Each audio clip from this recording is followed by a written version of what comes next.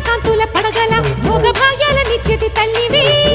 పుట్టి మట్టి పుట్టలోనే తలదాచుకుందువమ్మ చల్లని చూపుల నాగమ్మ మా పిల్లల పాపల కాయమ్మ